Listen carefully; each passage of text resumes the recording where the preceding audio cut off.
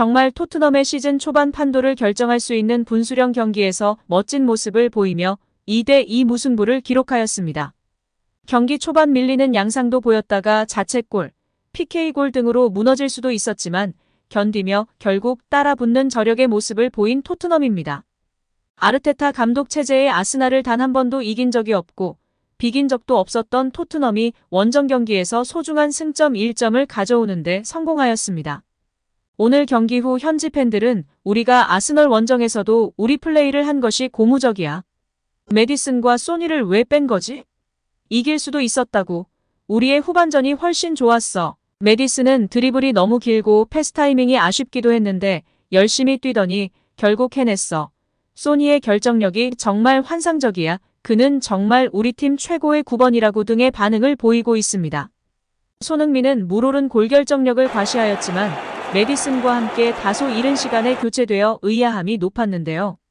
몸 상태가 100%가 아니라 조기 교체했다는 이야기가 전해졌습니다. 다행스럽게 큰 부상은 아니라고 합니다. 축구 통계 사이트 풋몹에 따르면 이날 손흥민은 슈팅 정확도 100%, 패스 성공률 93%, 기회 창출 2회, 볼 뺏김 0회, 지상 볼 경합 성공 50%를 기록했습니다.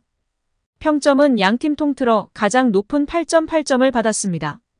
더불어 멀티골 손흥민은 이날 유럽 무대 개인 통산 199골을 달성, 200호 골까지 딱 1골을 남겨놨습니다. 또 이날 2골을 내리 뽑아내면서 손흥민은 2015년 토트넘으로 이적한 이래 토트넘 유니폼을 입고 모든 대회 통틀어 150골 달성에 성공했습니다. 자신의 PL 득점 기록도 늘렸는데요. 앞서 PL에서만 100호골 이상을 달성하며 역대 최다 득점자 상위권에 랭크됐던 손흥민은 아스널전에서 2골을 추가해 폴 스콜스를 제쳤습니다. 이제 손흥민의 PL 역대 득점 순위는 28위입니다. 진짜 토트넘에서 기록이란 기록은 다 써내려가고 있는 손흥민인데요. 아시아 최초 득점왕부터 새 홈구장 첫 골 등 기록이 셀 수 없을 정도입니다. 여기에 또 하나의 기록을 세웠습니다. 진기한 기록을 세웠는데요. 토트넘 역사상 에미레이트 스타디움 원정에서 멀티골을 터뜨린 선수는 손흥민이 유일합니다. 축구 통계 매체 스코카는 손흥민은 토트넘 역사상 에미레이트 스타디움에서 열린 북런던 더비에서 2골을 넣은 유일한 선수다라고 설명했습니다. 아스널의 전구장인 하이버리 시절로 범위를 넓히면 과거 존 핸드리가 멀티골을 기록한 전례가 있긴 합니다. 아스널 킬러로 자리 잡은 손흥민입니다. 손흥민은 아스널을 상대로 7골 2도움을 기록하며 북런던 더비에서 위협적인 존재가 됐습니다. 경기 후 기자회견에서 포스테코글루 감독은 다양한 질문을 받았는데요. 가장 먼저 케인의 이탈과 골 부재에 대해 많은 이야기가 나왔는데 팀 전체와 소니의 득점력이 돌아온 것에 대해 얼마나 만족하냐는 질문이 나왔습니다. 포스테코글루 감독은 손흥민 선수는 리더로서 그리고 선수로서 뛰어난 활약을 펼쳤습니다. 우리는 그를 9번 포지션에 배치했고 그는 정말 열심히 뛰고 있어 만족합니다. 소니는 팀 우선주의가 너무 강해서 정말 놀라울 정도입니다. 소니와 메디슨은 골뿐만 아니라 활동량과 프로 정신이 믿을 수 없을 정도로 다른 수준이었습니다. 메디슨은 팀을 위해 무엇이 최선인지 먼저 생각하며 그 포지션에 투입되면 마무리를 잘합니다. 메디슨의 어시스트가 뛰어났고 소니가 마무리를 잘 해줬다고 생각합니다. 메디슨은 우리가 하는 일에 정말 전념하고 있기 때문에 기쁘게 생각합니다. 제가 이야기하는 팀 분위기는 메디슨, 로메로, 그리고 비수마 같은 선수들이 경기장에서 만들어가는 것이기 때문에 그들이 팀을 위해 헌신하고 있고 이뿐만 아니라 개인적인 결과까지 얻어가고 있어 정말 대단하고 기쁘게 생각합니다. 라고 발언했습니다. 이어 소니와 메디슨의 관계도 소니와 케인과 같은 관계 형성이 이루어지고 있는지에 대한 질문도 나왔는데요. 포스테코글루 감독은 상황에 따라 다르죠. 좋은 선수가 있다면 서로 이해가 잘 될 거예요. 소니와 메디슨은 경기를 보는 방식이 때때로 같은 파장이 있기 때문에 도움이 된다고 생각해요. 다행스러운 점은 올해 많은 골을 넣었고 골이 상당히 고르게 퍼졌다는 점이에요.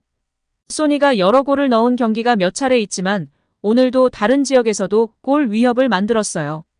브레넌에게 완벽한 찬스를 준 장면처럼요. 브레넌 존슨이 골을 넣지 못한 것은 정말 운이 나빴어요. 아스널 골키퍼 라야의 선방이 워낙에 뛰어났기 때문이었어요. 우리는 이렇게 계속해서 상대를 위협해야 해요.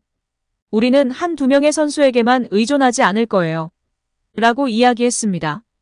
이어 기자는 우도지, 비수마, 사르, 로메로가 옐로카드를 받으면서 어린 선수들이 보여준 성숙함에 만족하느냐는 질문도 나왔습니다. 포스테코글루 감독은 우리가 원하는 팀이 되고자 하는 진정한 의지와 열망, 그리고 훈련과 팀 정신에 대한 이해가 있었기 때문에 오늘 정말 젊은 선수들이 경기장에 나섰습니다. 첫 더비인 비카리오, 우도지, 판더벤, 사르, 존슨 모두 20대 초반이고 포로, 클로셉스키도 겨우 23세라서 젊은 팀이었지만 경험 많은 선수들이 있어서 정말 자랑스러웠습니다. 로메로는 탁월했고 비수마는 올 한 해 동안 훌륭했습니다. 라고 이야기했습니다. 글로벌 스포츠 매체 디 애슬레틱은 엔제 포스테코글루 감독은 셀틱과 토트넘을 맡으면서 자신이 감독 후보 최후의 1인이었다고 밝혔다라고 전하며 비하인드 스토리를 밝히며 화제가 되고 있는데요. 포스테코글루 감독은 영국 매체 BBC의 풋볼 포커스 프로그램에 출연해 과거 토트넘에서 활약했던 게리 리네커와의 대화에서 자신의 감독 일화를 밝혔습니다. 그는 아무도 여기에 나와 말하지 않겠지만 나는 두 직책에서 최후의 승자가 된 것 같다라고 말했다. 이어 그들은 꽤 많은 사람들에게 거절당했고 결국 나만 남았다. 나는 이 사실을 받아들일 수 있다라며 웃음을 보였습니다. 포스테코글루 감독은 토트넘은 변화를 추구하고 있었다. 그게 아니라면 나를 선임할 이유가 없다. 내가 구단과 나눈 대화에서도 마찬가지였다. 이것이 내가 할 일이고 타협하지 않을 것이다. 그리고 항상 이것이 순탄하지 않을 것이다라고 대화를 나눴다라며 토트넘이 자신을 선임한 이유에 대해 밝혔습니다. 이어 현재 팀의 훈련 방식, 선수들이 얻는 정보 등 여러 가지를 바꾸고 있기 때문에 분명히 힘든 일이다. 하지만 동시에 클럽의 사이클에 자연스럽게 합류할 수 있는지에 따라 달라진다. 또한 나는 구단이 이에 대해 준비가 되어 있다고 느꼈다라고 덧붙였습니다. 포스테코글루 감독은 단순히 트로피 하나를 얻기 위한 간절함이 아니다. 토트넘의 트로피 하나는 충분치 않다며 우리는 더 할 수 있다고 말했는데요. 이어 토트넘은 오랫동안 트로피에 대한 갈증이 있지만 일시적인 우승은 내가 원하는 게 아니다라고 못 박았습니다. 그러면서 나는 항상 평생을 이 팀에 있겠다는 마음가짐으로 결정을 내린다며 토트넘을 매 시즌 트로피를 다투는 팀으로 만들겠다고 선언했습니다. 이어 팀에 내가 해왔던 걸 할 것이고 이에 대해 타협할 여지는 없다고 팀에 선언했다고 강조했다. 포스테코글루 감독은 공격 축구를 위해 선수들에게 과감해지라고 주문했는데요. 후방에서 공간을 넓게 쓰라고 요구하는 건 쉽지만 결국 팀이 더 위로 올라가지 못한다는 지론을 펼친 그는 선수들에게 나쁜 결과에 대한 모든 책임은 내가 질 테니 두려워하지 말고 적극적으로 공격에 임하라고 말했다고 전했습니다.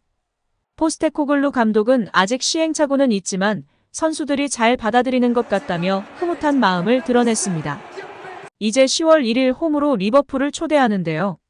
무패 행진을 달리고 있는 토트넘과 상승세 속 리버풀과의 빅매치에 팬들의 관심은 더욱 높아져 가고 있습니다. 다시금 손흥민 선수의 만점 활약을 기대하고 응원하겠습니다. 오늘도 시청해주셔서 감사합니다. 늘 건강하시고 더 좋은 영상으로 찾아뵙겠습니다. 구독과 좋아요도 잊지 마시고 부탁드립니다. 감사합니다.